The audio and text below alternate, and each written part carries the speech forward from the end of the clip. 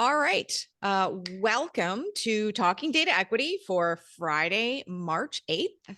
My name is Heather Kraus, and I am a mathematical statistician and the founder of an organization called We All Count. And We All Count builds tools and does trainings on how to align your data equity work with the purpose and goals of your project. And my favorite thing that We All Count does most Fridays is Talking Data Equity, which you have found your way to. Talking Data Equity happens at this time, at this very Zoom link, most Fridays. And the purpose of Talking Data Equity is to give anybody who's interested in improving the equity and the accuracy at the same time of their data projects from any sector, any country. You can join us for an informal gathering of resource sharing, live question and answers, insights, and most importantly, a sense that you are not doing this alone. And what we do every Friday is a little bit different, varies a lot from Friday to Friday. Sometimes we have a topic, sometimes we have a special guest, and we try and mix it up quite a bit. So there's always something for everyone eventually. And today we have a special guest. And this special guest is somebody that I'm really, really excited to introduce you to, and comes with just a giant amount of really accessible resources that I'm going to point you in the direction of. Tiny bit of housekeeping. We do ask that if you have an automated AI note taker attached to your Zoom account, that you just turn it off for this particular hour. Our tech team will also go through and just quietly remove AI note takers if they join. And secondly, this is recorded. This is recorded and shared on the We All Count Data Equity Community Forum. I just put a link to that in the chat. And the reason we record it is because there's lots of people who can't come at this exact time in this exact place. And we want them to be able to be part of the conversation too. So there's a place underneath the recording where we absolutely will share the slides and the resources from everything we talk about today. We are going to momentarily turn it over to our guest speaker. And when I do that, I ask that you use the chat, the Zoom chat, to ask questions and have conversations with everybody who's here, but that you keep your microphones off while our special guest is sharing. And then depending on how much time we have at the end, we'll have an open Q&A for people who want to turn their mics on and take advantage of the opportunity to ask our special guest a question. But feel free to use the chat throughout. And okay, enough out of me. Let's turn it over to our special guest. And I know lots of you are here specifically to hear from Dr. Nick Huntington-Klein. I have been a fan of the material that Nick produces for a long time, and I'm really excited that we found a day for him to come. Nick is an assistant professor of economics at Seattle University. And he is known for his work explaining econometrics and causal inference to a broad audience. And causal inference is something that really, really matters for data equity. How you build causal models is very important, whether you are a data scientist, an analyst, or somebody who just has to make decisions based on other people's causal analysis. And his research focuses on causal inference and meta science. And he has written a really, really excellent book called The Effect. That's EFFECT. I'm going to put a link here. You can read that book for free online. And I highly recommend, if you have some professional development money, you go ahead and buy yourself a copy. As well, Nick has a really, really cool YouTube channel, which is where I found his work for the first time. Actually, I think I might have read the book first, but didn't make the connection between the book and the YouTube channel until I had watched a couple of videos. So you're gonna get a taste here, but there is so much more that Nick has already shared, that we will share all of the resources in the forum for people who want to dig deeper and follow up and ask more questions. And with that, I will stop talking and say a very, very sincere thank you, Nick, for making time in your schedule to join us all today. Welcome. Thank you. Thank you so much. That was a lovely introduction. Thank you, Heather. Yeah, so as Heather mentioned, sort of the thing that I am most known for is talking generally and broadly about research design, whether that's, econometrics is something that you don't really talk about to a broad audience, but what I'm talking about today is how to get your research design to be as accessible as possible. And by accessible, I mean you want a broad audience to understand it. You want your boss who has no idea how statistics works to understand what it is that you're doing, or you are talking to the public or to stakeholders who are interested in whatever it is that you're doing, right? And when you go up on the stand in front of your state House of Representatives or your country's thing, and they want to know, hey, why do you think that this policy that we did or didn't work? Or whatever it is that you are working on, how do you make it so that people can understand not just what your findings are, but how you got there? And I think that this is something that is possible to do. This is something that, because it's so difficult to perform good research, that it feels like it should also be complex to try to get across what it is that you do. But I think that research design is one of those things that you build up a lot as you're doing it. But by the time you get to the end, you can compress it back down into something that is digestible for a broader audience. And I think that that's something that's an opportunity that we miss some of the times, but it's something that we can do. So if you are somebody who works with data, as I suspect that pretty much everybody in here is, then what you're doing with data is that you're trying to use that data to come to some sort of conclusion, right? And that could be some sort of academic research-based conclusion. It could be a business thing, could be a government thing, whatever it is, right? And anytime that you do this, there's a couple of pieces that you need to put together in order to do a good job of doing this. One is, of course, the data itself. You need to make sure that you have decent data to work off of, that it measures what you think that it's supposed to measure, that it's not full of errors, all that sort of stuff. You also need to have some sort of method to use to analyze that data. Right? We don't typically just look at the raw data and come to a conclusion from that. We have to have some sort of method, all the way from just taking an average all the way up to doing some sort of complex structural design or something like that. And then you also need a research design. And what I mean by research design here, to get a little bit more specific, is that a research design is the idea that tells you what inferences you need to make, what statistical calculations you need to run in order to answer a specific question. And that's what I think what a research design is. So for a basic example, let's say that you're interested, you're working in medicine, and you're interested in whether the new pill works for whatever it is, right? You would not just go out in the world and look at the correlation between who takes the pill and whether they have some sort of disease, because as we all know, that correlation that we can calculate, that statistical method that we can run, would not actually give us an answer, or at least not the answer that we want, right? It would tell us, well, who is taking this pill? That's why we might want to run a randomized experiment. If you run a randomized experiment, then in your experiment, the relationship between taking the pill and being sick is going to be entirely based on whether or not the pill does something good for you, right? So that's what the research design is. It says, okay, what is the analysis that you actually have to run in order to answer the question that you're interested in answering, right? Coming to that conclusion. And this is the part that I'm going to be focusing on. I'm not going to talk about statistics really at all today, except sort of as a colloquium, not colloquium, what's the word? Corollary to what we're doing. But we're thinking about that research design, the decision of how you know what the analysis is that you actually need to perform.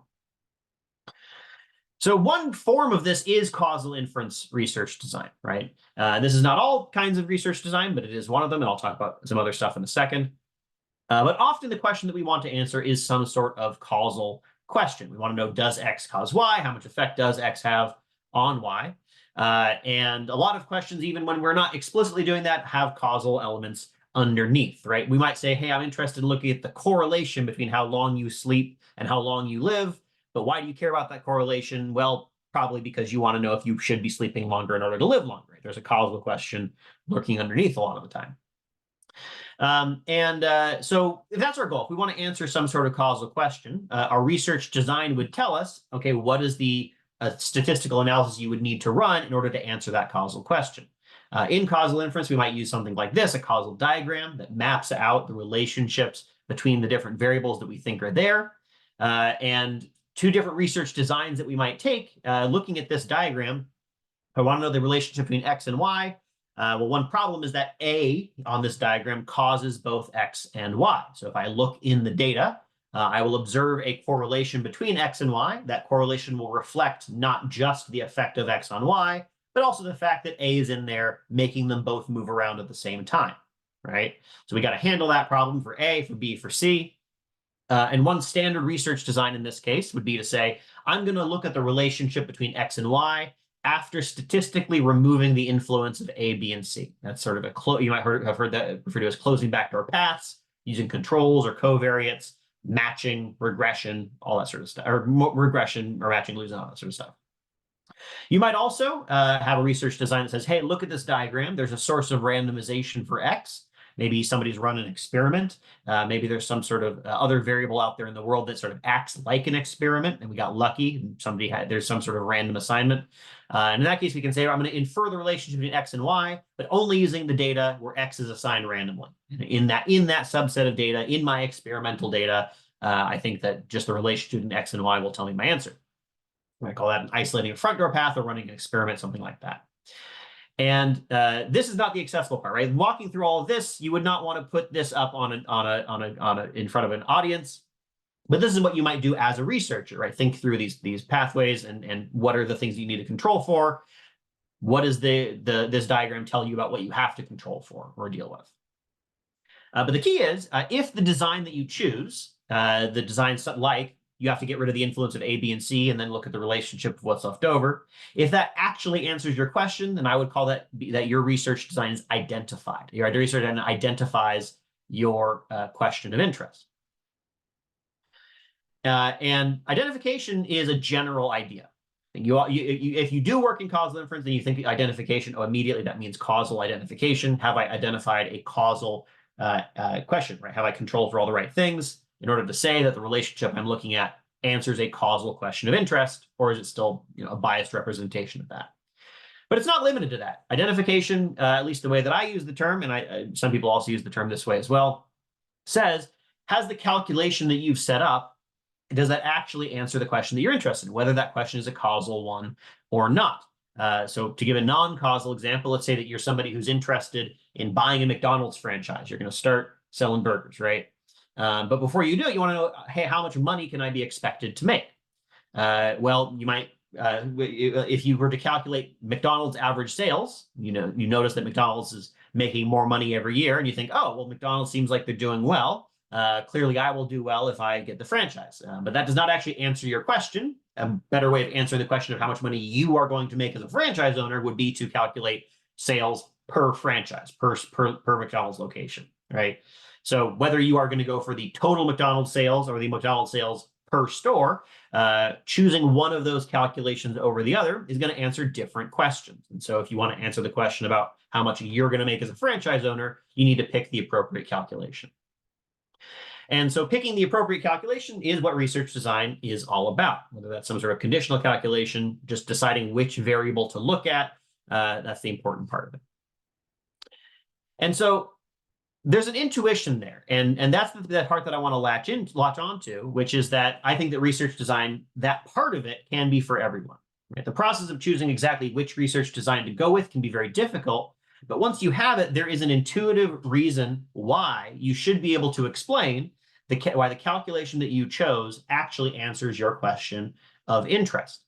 And there's a couple reasons for this. One is that the strategy that you're taking doesn't necessarily rely on any particular calculation, right? When I say that you're going to control for A, B, and C, you can simplify. I mean, you're trying to hold these things constant, but you don't have to say how you're doing it. Right? Are you doing it with a matching estimator? Are you doing it with regression? Right? It doesn't really matter. The thing that matters for the intuition is the fact that you are saying, okay, I think these things are going to be a source of problem for us. They're going to bias our relationship. I have to get rid of them in some way, right? That's more of an intuitive understanding of what it is that you're doing.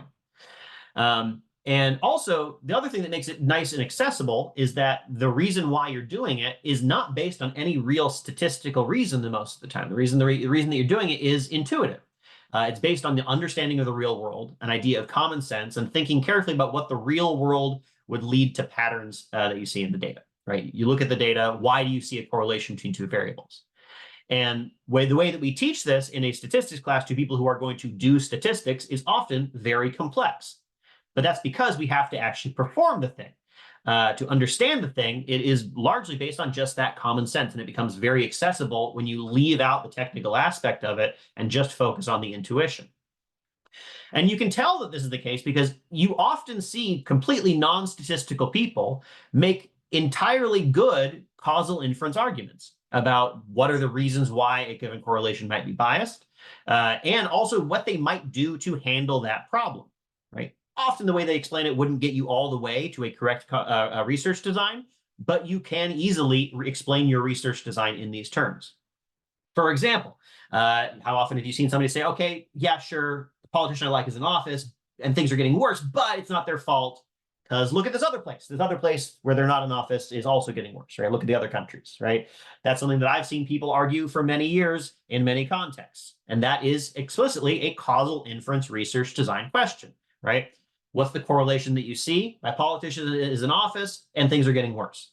What is the back door? Well, things are just getting worse in general, right? It's not really that they caused it. It's that things were getting worse at the same time anyway. There's a back door there.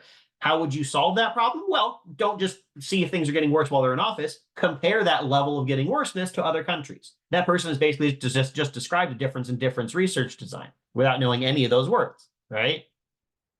The next thing you might hear is they say there's some bad thing out there. And I don't like it, right? Unemployment, inflation, whatever it is, and it's getting worse.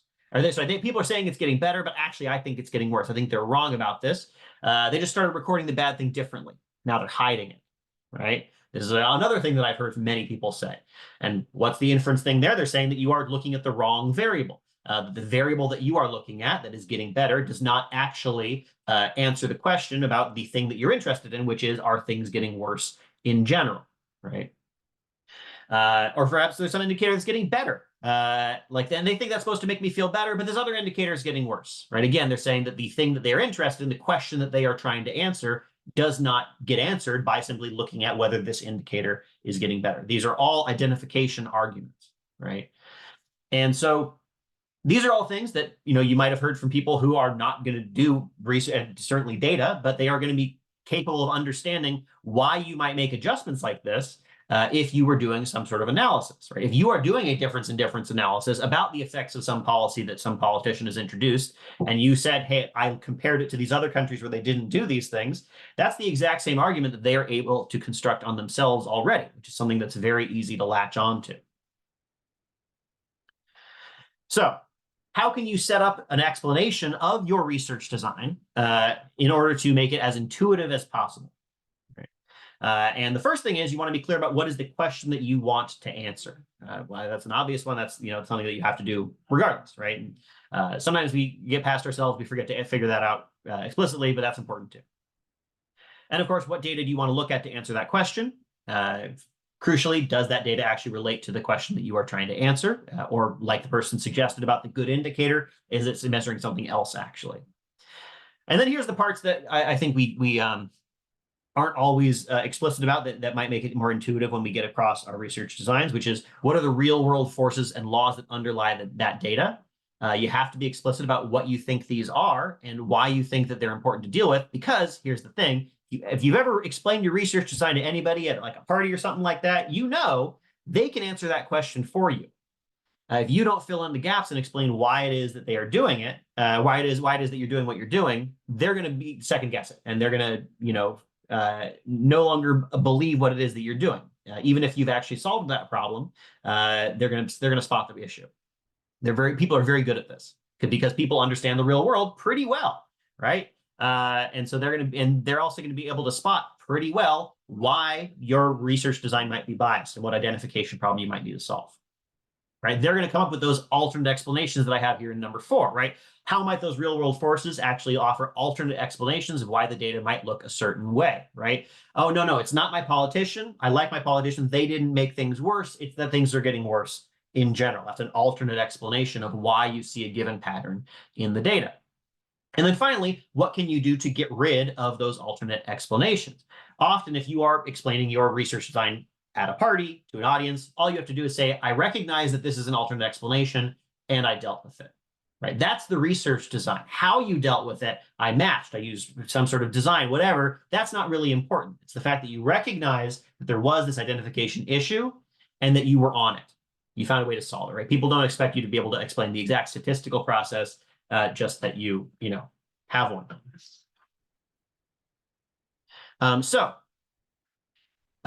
When you're explaining your research, you want to start with your research design. That's the important part for people, right? What's the question that you're trying to answer? What's the calculation that you did? And clearly, most importantly, why do you think that one of those things answers the other, right? What are the identification issues that you expected to see, and how and did you resolve them? Not necessarily what's the statistical process for it, but the fact, did you? Maybe if there's some clever way that you did it, you can mention that. How do you know that there are not your remaining results are not explained by some alternate thing? And anticipating what those alternate explanations might be, because again, people are very good at coming up with these.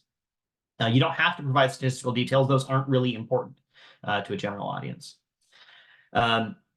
You can also discuss your research design standards and things that you have to watch out for, right? And if you're trying to, instead of necessarily explaining one particular study, but get across the idea of what it is that you do, or help people understand what research design is and how it works, then discussing what the standard things that you would watch out for are good, right? People like to have a list of possible things that could go wrong. And their understanding of the world will help them out with this, because they're going to be tuned to looking for those things, but also looking for things like selection bias, right? The idea of selection bias is handy to mention if you're trying to get across what research design is. If you've ever discussed one thing that people, I think it would be good if people, if the general audience approached statistical research with a thinking about this kinds of research design, alternate explanations issues. Because I think that's something that's within everybody's grasp, whether they work with data or not. Looking for these alternate explanations is within everybody's grasp, as long as they have some sort of understanding of the world, right? This would be a much better world than one in which people learn a little bit about statistical significance and then really, really worry about it, right? Hey, I read this study, but hey, they're not statistically significant. Oh, are they statistically significant or not, right? That's not something that people generally understand, the critique that they are making when they make it. And that's because it's, statistical significance is out of most people's grasp, but honestly, out of a lot of people's grasp, even if they do statistics. But research design is not. And I think that that's a better place to put your efforts than worrying about things like, explaining to people whether something is statistically significant or not. So taking all that sort of general concept, moving slightly a bit more into concrete ideas, how can you get across the way in which you're handling these research design issues, things that come up? What are the intuitive reasons or intuitive identification problems that you have, and that you are likely to be trying to solve when you're doing some particular method? And then what is the way that your method handles these problems? And I'm specifically going to do this for causal inference, as opposed to other kinds of identification issues. When it comes to other kinds of identification issues, largely the issue is, hey, I didn't use total McDonald's sales because that wouldn't tell me how much an individual store makes. Maybe their sales went up because they just opened more stores, right? That's the sort of explanation that you can get across for most kinds of non-causal identification. If you are doing causal inference, there are lots of analogies that I think are helpful, analogies to other more understandable identification issues. Right. Getting across what is the logistical issue that you're trying to overcome by doing some sort of design, and then what is the way in which you handled those alternate explanations. You can do this in order to get across better ideas of what it is that you actually did with your research, and to try to be more plausible about the fact that you tried to both recognize and deal with these potential explanations. So The first one that we're most familiar with is just the idea of confounding. There's some sort of alternate third thing that is explaining a relationship between two things, right? If you observe that people tend to wear shorts and eat ice cream on the same day, it's not that putting on a pair of shorts makes you want to eat ice cream. It's probably that it's the fact that it's hot outside is causing both of those things, right? And so how can we get this idea across to a general audience? Well, so one way to think about it is to put it in a social context. People love thinking about, things as people. Makes things a lot easier to understand a lot of the time. And also we could any analogy we can make to another kind of obvious logical problem. So confounding is all about one thing that gets credit for the work something else did, right? That's what confounding is really about, right? If we look at the relationship between shorts and ice cream, it's all the fact that the shorts got the credit for what the temperature was really doing, right? That's a story right there. And one that's fairly easy to get across. Your policy, hey, I'm looking at the effect of this policy, but this other thing happened to happen around the same time. I don't want my policy to get credit for what that other thing was doing. And so I controlled for it, right? I accounted for it. And people who we see a lot of this all the time. A lot of these are very obvious to pick out, which is a good place to start, right? You can use these as analogies to why your particular issue needs a control, right? People who live in mansions live longer on average, but that's not because the big house makes you healthy. People who are in hospitals are sicker than people who are not in hospitals, but that's not because the hospital made you sick. It's because being sick made you go to the hospital, right? These are all things that one cause gets the credit for what something else does. So the fact that there is confounding, that's one way that we can explain, what the problem is, why it would likely give us an issue if we didn't deal with it. But then we actually do the adjustment for confounding. How can we get across what it is that we did there? So there are two main ways in which we control for confounders. One is to use some sort of regression modeling or subtract out the influence of a control variable. And so let's say we're doing that big houses study, right? We're looking at the relationship between we're living in a big house and living longer. Well, I was curious about whether big houses made you healthier, but I didn't want to get confused by the fact that rich people tend to end up healthy, right? The house is getting credit for the fact that you're just rich. They're the ones in big houses. So we figured out how much being rich contributes to health and took that part out. And so if you're in front of an audience where you can just say, I controlled for being rich, that's probably a better way to go, right? You don't have to explain all this detail, but if you want to, that's one way that you can think about it. I know that this thing is getting credit for this other thing, so I found out how much credit this other thing should get. I gave it the credit. I took it out from my study. Now I no longer have to worry about it, right? Nobody's getting misattributed anymore. Let's say that you're doing matching instead.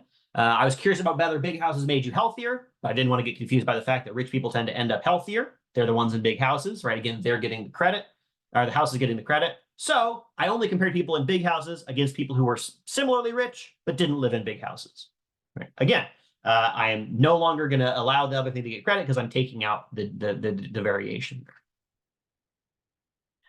All right, so then we can think about some analogies and ways of thinking about other kinds of sort of quasi-experimental standard research designs that we might use. Probably the most common of which is difference in differences. So common, you might have even done it without even hearing that term before, right? The difference in differences is just, I look at how this thing changed over time, right? There was some sort of policy or change that happened. So I look at a before and I look at an after, see how things changed, right?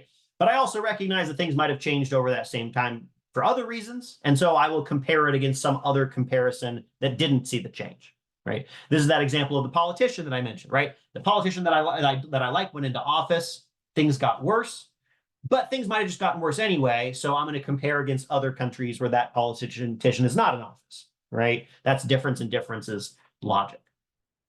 And so the key problem the difference in difference solves is that we have time as a confounder, right? If I just look from before to after and I assign that to being whatever it is that happened at that time, that's the most obvious causal inference that you can make, right? That's something that we do all the time, right? Babies do this, animals do this, right? It does not take any advanced statistical knowledge to see that something changed to compare before and after. It also is not that complex to recognize that sometimes things change from before to after anyway. And so, trying to make that as a comparison, saying, hey, if this is really the cause, then I should not see that over here. That's a very intuitive way to explain it, right? So, for example, did you know that death rates really spiked after the publication of Finnegan's Wake? Lots of people tried to read it, but soon millions were dead all over the world. Of course, it was published in 1939. There might be another reason for the spike in death rates. In a more applied example, let's say you want to know what the rise in the minimum wage in a certain state did. It looks like employment went up after it was implemented, but also the labor market was getting better at that time anyway, right? These are all logical inferences that anybody could make. And so what did you do? Well, I compared this state against a different state where it didn't change, right? That's a very intuitive approach to it.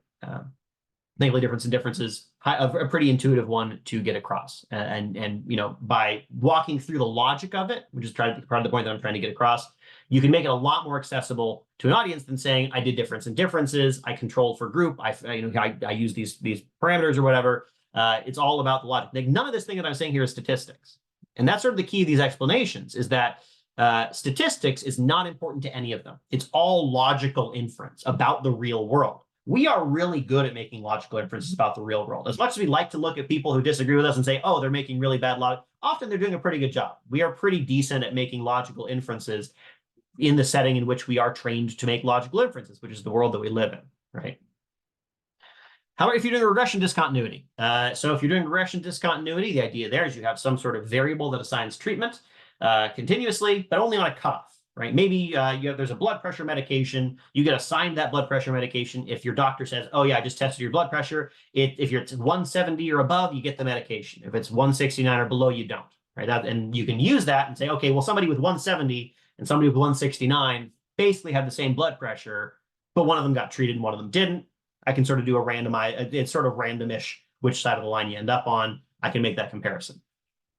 So the difficult part of explaining regression discontinuity is that the cleanest ways that you can explain it are with geographic regression discontinuities, which is, if you look at a border, any border, you walk up to the border, you walk up to the United States-Mexico border, you're United States, United States, United States, United States, United States, Mexico. Things are very different, right? As soon as you cross the border. That's a very clean way of explaining regression discontinuity.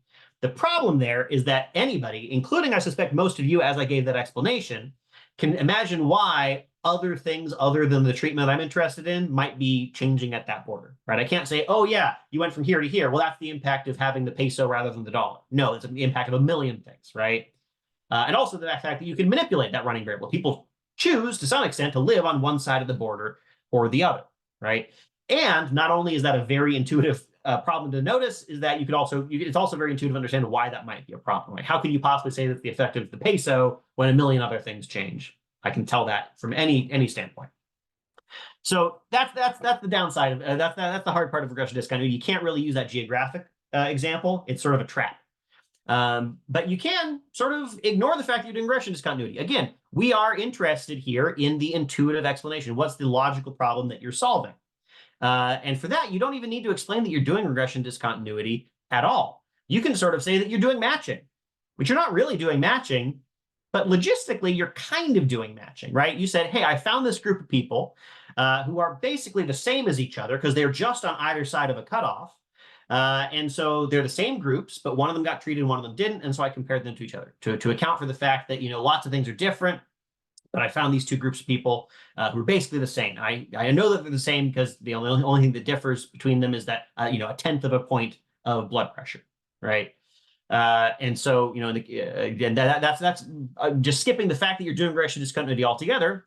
This is a great example of what I mean by we don't need all the statistical details. We don't necessarily need to know how you did it. We just need to know why you did it and what you did is a good way of getting across your explanation. Instrumental variables is a lot harder. I'm not even going to attempt it, really. If you get lucky and you have something that is, you can make an analogy to, doing a randomized experiment. But that doesn't really explain it because for most people, they don't really understand why experiments work. They just understand that they're supposed to understand that they do. And so I'm going to skip that. So all of these examples, what they do is they tie back to real world reasoning. We are really, really good at real world reasoning and inference. We have trained on this our entire lives. We recognize connections between the world and how things work. We tend to be really smart in the environments in which we are raised, but statistics is not one of those domains. Think about how easy it is to come up with a completely perplexing conditional probability puzzle like the Monte Hall problem, right? We are not trained to think in that way. So if you give people a thing to latch onto and frame the problem in a familiar way and focus on the real world relationships and how that's going to lead you to identification issues and what it is that you did to solve that issues, just acknowledging the fact that you solved them, you're going to get a long way to being able to explain what it is that you did and why you think that you can be confident that it worked. Of course, you're fighting against a wall, especially if you're working on something contentious, anything to do with policy. People want to believe what they want. You can spot problems with motivated reasoning a lot of the way, right? Motivated reasoning can be hard to overcome. So my whole thing is I make causal inference research accessible. So far, I've targeted a lot of those efforts largely at researchers, like I'm doing right here. This does not need to be the case. How can this be applied generally? Again, if you're going up in front of a government or an audience or whatever, that's one thing. But also, increasingly, at least in the United States, and I think in a lot of other countries as well, we are introducing more statistics at the high school, at the secondary education level, right? And so we can ask, how can we as researchers and users of data advocate for more attention to the highly applicable skill of thinking through research design? I think for the most part that teenagers would have their statistics education better served by thinking through research design and identification issues than learning how to use a t-statistic, personally. So if you're not going to go on to do research, that t-statistic information is not going to be useful for you for long, but identification and thinking carefully about it is a tool that you can use for the rest of your life. All right, I believe I'm a little bit over time, so I will stop there. Thank you. Thank you so much, Nick. This was a fantastic presentation, and I loved the way that you included the concrete examples, and I could not agree more that this would be such an improvement in terms of the data work that's taught like as general ed to people who may or may not be statisticians. And as somebody who went through a lot of statistical education, I would have liked to get a lot more of this, even when I, was figuring out, finding the recipe about how to apply a t-test or regression discontinuity design. Figuring out the recipe for that is pretty straightforward compared to the very nuanced, complicated task of figuring out what conceptual model you want to mirror in the way that you're going to build your mathematical model. And I loved the way that you described really practical, non-jargony ways to communicate those choices as they're getting made to both technical and non-technical audiences. It's always nice to say, like, this is how we're going to do it to non-technical audiences, which allows the technical audiences to not have to say that they also don't understand, because as you say, right, like, there's often a lot of confusion. Myself very much included. I'm not like, oh, I understand this, everyone else doesn't. Myself very much included in the confusion. I, of course, have lots of questions. There's some questions in the chat, but I also want to give anybody who's in the room an opportunity to turn their mic and camera on and ask Nick a question while we have him here live. And so if you're in the room and you want to ask a question, you can use the Zoom reaction button to put your hand up. Or if that's, if you're not on a device that makes that easy, yeah, you can just unmute yourself. Go ahead. Is that LaShawn? It is LaShawn. LaShawn. Hey, Nick. Have to say, I love your replication paper. Oh, favorite paper ever. I was just thinking about your logical explanation of confounders and was trying to think of an example that would explain what happens in education, but maybe the example is itself. So the issue when you have something that is completely confounded with another thing. So in a program evaluation where you're trying to look at an intervention in the classroom, however, the teacher created the intervention, the teacher only operates the intervention. There's no separation between the teacher and the intervention. So how do you know? And you can't use regression in that situation, right, if you only have one teacher. So how do you, is that clear enough just logically, or is there another example of that? I mean, I think that's clear enough logically as to what the problem is, right? Hey, we have this intervention, I'm interested in doing it, but also the person who did it was the best teacher in the school. So we can't, if it went well, maybe that's just because they did it. then I mean, so I think that that's a pretty intuitive explanation for people, that that's something that's going to be a problem. As for how it gets solved, that depends how you were able to solve it, right? Did you compare it to other times that teacher taught, right? So I said, okay, well, I'm worried that this, just the fact that it's the best teacher, so I only compared this teacher to themselves in other classes where they didn't use this new tool, right? And I think that if that's the method, then that also, I think, is intuitive enough to get across. Good, thank you. Okay. And that replication paper, there's a follow-up, by the way, which is going to be 10 times bigger. And it's coming soon. Yeah, actually, all the data's finished. It'll be ready by June. The paper. Oh, wow. Yeah. Awesome. Well, we're going to have to invite you back because that replication paper is famous around here. I've shared the link in the chat for people who haven't read it yet. But yeah, we get a lot of mileage out of that paper. Okay, here's a question in the chat from Mish. This was a very nice and succinct way to approach the work. I know Nick is fabulous at taking complex ideas and communicating them. What are some suggestions you have when creating a complex multi-layer causal modeling? Yeah, I mean, the more complex the design gets, right? Naturally, the harder it's going to be to get across to people.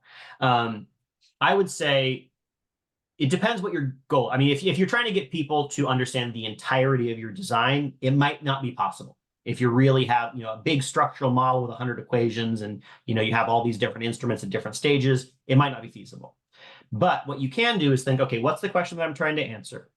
And if I was a regular old person, what are the barriers to identification that I would spot immediately?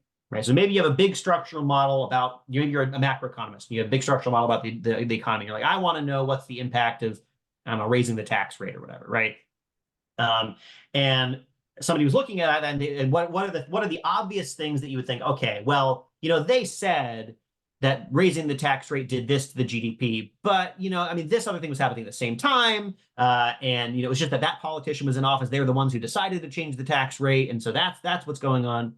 And listing out what are the most obvious sources of confounding or barriers to identification, and then talking about how you address those specifically. So not trying to get across the entirety of the research design, which I don't think you have to do, but acknowledging what are the obvious things that you had, problems that you had to solve, and even just acknowledging that you did solve them sometimes is enough.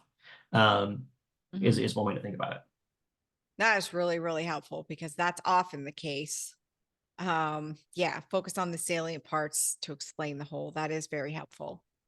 One of the things I think a lot about, Nick, is, and I think this relates to what you shared here and the replication paper that LaShawn was referencing, is who gets to decide, kind of what counts as sufficient identification, what mental model we're going to use to control for our mathematical models is a very big deal in terms of equity, in terms of power dynamics, whose worldview gets replicated in the body of evidence that's being created. And I know that's something that you also think a lot about. And one of the things I'm wondering is, are you aware of any emerging best practices around documenting who got to make the choice or how the choice was made about which identification choice we went with? I mean, other than, here are the authors on the study. Yeah. Not particular. I don't think I know anything about that. Okay. Yeah. I mean, I guess we're not really in the habit of giving credit for the individual steps of a research project, right? It'd be interesting to see. Yeah. Especially as we kind of merge quantitative research with participatory community-based research, and there's all kinds of regulations and politics about, what very active, maybe contributing community members get listed as authors, because that's another topic that we talk about a lot. And so it kind of gets, confusing. Okay. Lots and lots of thanks and praise in the chat. Well, thank you. One question I have, this is from a chat. is it appears that you approach the teaching of statistics from an application perspective. In my few years of college teaching of graduate students, I have experienced pushback trying to teach statistics by emphasizing the value of student understanding the skills from the point of design. Have you dealt with this in academia?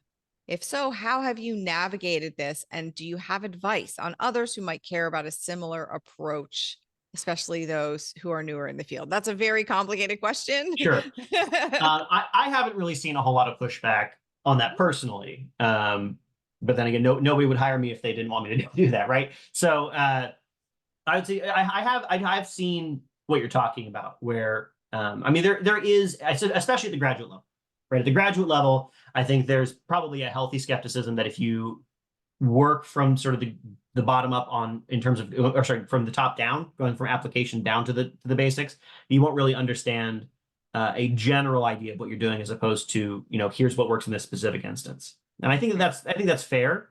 You know, especially because I think the way that you talk about this stuff to people who are going to go do research is different than the way that you talk about it to people who are not going to go do research. And that honestly includes most undergrads too, even in your research class, right?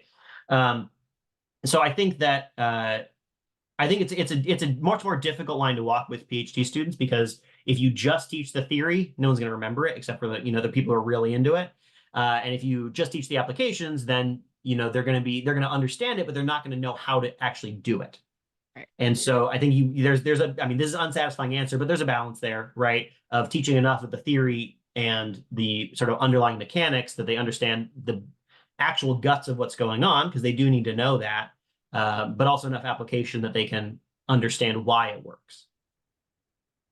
Yeah, I think I don't think that's an unsatisfying answer at all. I think that's very, as you say, reality-based answer.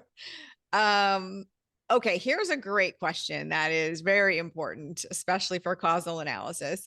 If you have had to go with a design that's less than perfect, say due to data availability, or the millions of other real world barriers that we all run into, what is the best way to explain the caveats without seeming like your design is substandard?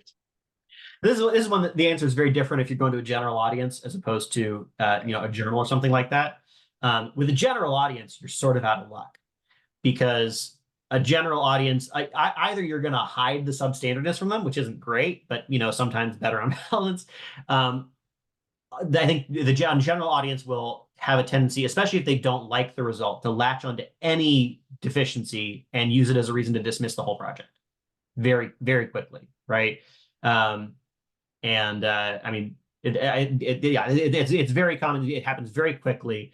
Whether or not it happens depends on whether people like your result. That's just how motivation works. But for a journal, it's very different.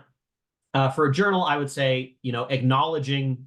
I mean, yeah, if there's something wrong with your, then it is substandard, and I think you acknowledge that and try to quantify how much of a problem it is, I think is the best approach at that point, right?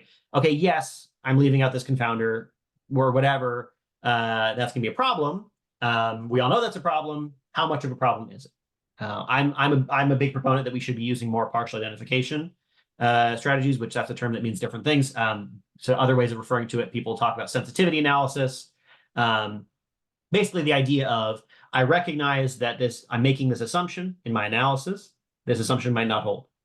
I'm going to make different assumptions about how bad this violation might be, and I'm going to translate that into how much of an effect that has on my results, right? Mm-hmm. So, for example, if you're doing regression and confounding, there's Sinelli and Hazlitt, or like the Oster method, or there's a couple different things where you say, okay, I know that I've left out some confounders. Let's say that the effect of the confounders is this much to this much. It's somewhere in this range. And if you know that, then you can calculate out exactly what your corrected estimate should be. And then you can say, well, I don't have a single value for you. I have a range of values based on this range of violations. I think that's a really principled way of going about it, is to recognize the problem and then try to quantify the problem if you can. That I think goes over usually pretty well with editors. Yeah. Yeah, no, I think that's a fabulous idea. I'm going to ask a follow-up to that question because I think it's a conversation that we have a lot when trying to figure out how to communicate about really complicated causal questions and evidence with the public or policymakers, where there's often this false idea that your research is either perfect or it's not perfect. And of course, it comes from policymakers and it comes from the public, but it also comes from the statisticians. It comes from the researchers. Have you had any success with kind of building researcher resilience to getting comfortable with the fact that even the best evidence that is produced has alternative explanations, has a certain degree of certainty and uncertainty attached to it, and that having a curious conversation about this actually is better for your science rather than a threat to your science? You might be able to tell that I work a lot with journalists who never want to admit this.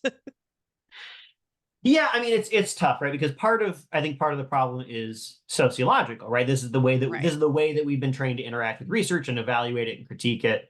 And you know, if you are learning this, you know, your research methods, then you go off and do research. You never really think about methods again directly, which I think is a lot of people. They're not interested in the methods; they're interested in learning about biology or you know whatever it is that they're studying, right? And so you stick with the things that you were taught. And getting so it's hard to sort of because to the extent that I think a lot of people would recognize, oh yeah, that's fine. I recognize that my research is imperfect, but this is just the way that we do it, right? And I'm not sure what a great way of getting that to change is.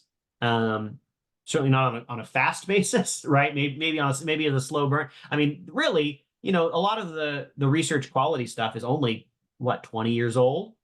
That's not that new in terms of careers, right? And I mean, a lot of that time it hasn't even been that popular. I suspect we'll see more openness to being willing to work with the imperfections of research as time goes on. Because it's going to come to a point where, you know, we are going to be more aware of problems to the extent that everything is going to be obviously wrong. And so then we have to finally deal with it or stop doing work altogether. And I don't think we're going to pick the second thing. So when the incentives change, when we are more capable of recognizing the problems, then no one can escape anymore. Maybe then it will happen. I love that you are so optimistic about this. This has really made my Friday. I'm feeling really good about that. And I really like the framing of paying attention to the incentives, because I do think that that's what it boils down to, is the incentives. Okay, we're going to leave it there. We're moments away from the top of the hour, and we want to make sure that everybody has at least a couple of minutes before the next thing they have to do. The recording and the resources will absolutely be in the We All Count Data Equity Community Forum in the events section. We will be back next Friday, same time, same Zoom link. Next Friday, we're going to have the director and some team from the Evaluation Innovation Network in Washington, D.C. They have just published something called the Equitable Data Communication Guide. And they're going to come and talk about putting that together, a little bit of behind the scenes look into that, which I know is really, really closely related to what Nick was sharing with us today. I highly recommend you check out all of Nick's resources and that you buy Nick's book if you have any professional development budget. And thank you, Nick, for joining us. Fantastic, very, very useful. I really appreciate it. There's lots of applause happening in the chat. And for everybody who comes to these sessions, whether this is your first time or your 48th time, thank you so much for being an important part of the community. You are doing valuable, important work. And one step at a time is the way that we're going to achieve the changes that we want to see in the way that data is going. Take really good care of yourselves and each other. Have a great weekend. And I'll see you next Friday. Bye, everybody.